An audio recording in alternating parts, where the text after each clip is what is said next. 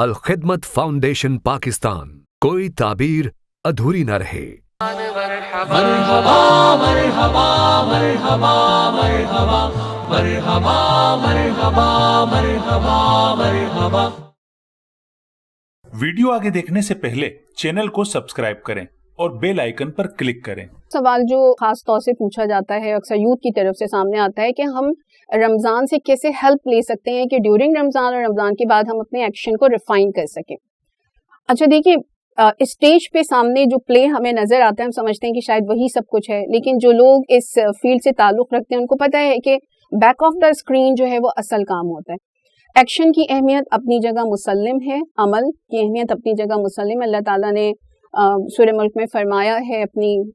تسبیح کے بعد، جیسے ایکشن کی اہمیت کے حوالے سے اللہ تعالیٰ نے قرآن پاک میں جو فرمایا کہ ہم نے تمہیں تخلیق ہی اسی لیے کیا ہے کہ یہ دیکھا جا سکے کہ تم میں سے اچھے عمل کرنے والا کون ہے۔ لیکن سمجھنے کی یہاں پہ بات جو ہے وہ یہ کہ اس ایکشن کے پیچھے ایک پوری سائنس ہے، ایویلویشن کا پورا سسٹم ہے۔ خود رمضان کے حوالے سے آپ کو یاد ہوگا کہ حضرت ابو ہریرہ رضی اللہ تعالیٰ عنہ سے روایت ہے کہ پیارے نبی صلی اللہ علیہ وسلم نے فرمایا کہ جس شخص نے رمضان کے روزے رکھے ایمان کے ساتھ اور احتساب کے ساتھ، اس کے وہ سب گناہ معاف کر دیے جائیں گے جو اس سے پہلے سے زرد ہوئے ہوں گے۔ اور جس شخص نے رمضان میں قیام کیا، راتوں کو کھڑے ہو کر عبادت کی اللہ کی ایمان کے ساتھ اور احتساب کے ساتھ، تو معاف کر دیے جائیں گے اس کے وہ قصور جو اس نے پہلے کیے ہوں گے۔ اور پھر جس شخص نے لیلۃ القدر میں قیام کیا ایمان کے ساتھ احتساب کے ساتھ، تو معاف کر دیے جائیں گے اس کے وہ سب گناہ جو اس نے پہلے کیے ہوں گے۔ یہاں سے بات یہ سمجھنے کی ہے کہ ایکشن کو ریفائن کرنے کے لیے جو کمپوننٹ دیا گیا ہے نا ایمان کا اور احتساب کا، اس پہ تھوڑا سا غور کرنے کی ضرورت ہے۔ ایک تو یہ بات ہم سے اکثر پوچھی جاتی ہے، سمجھ میں بھی نہیں آتی ہے، اس پہ بھی سوال کیا جانا چاہیے کہ ایمان والے ہی تو روزہ رکھتے ہیں نا، تو پھر ان سے یہ کیوں کہا جا رہا ہے کہ آپ اپنے روزے جو ہے وہ ایمان کے ساتھ رکھیے؟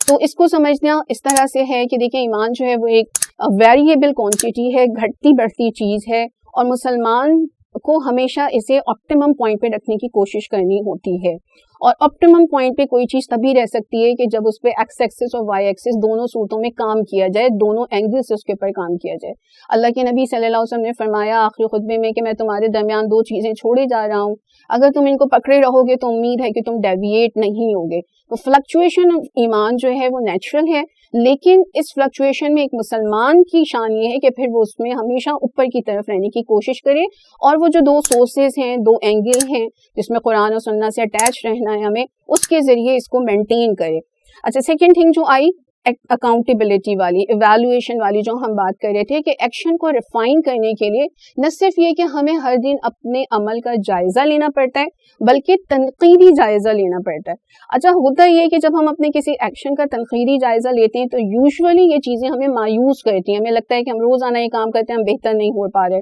ہم نے بہت محنت کی لیکن ہمارا وہ رزلٹ نہیں آ پا رہا، ہم سے یہ عادت نہیں چھوٹ رہی، ہم رمضان میں اپنے جو بیڈ سیکٹرز ہیں اس کی ٹریمنگ نہیں کر پا رہے۔ لیکن یہ یاد رکھیں کہ اللہ کے نبی صلی اللہ علیہ وسلم نے جس اکاؤنٹیبلٹی کی بات کی ہے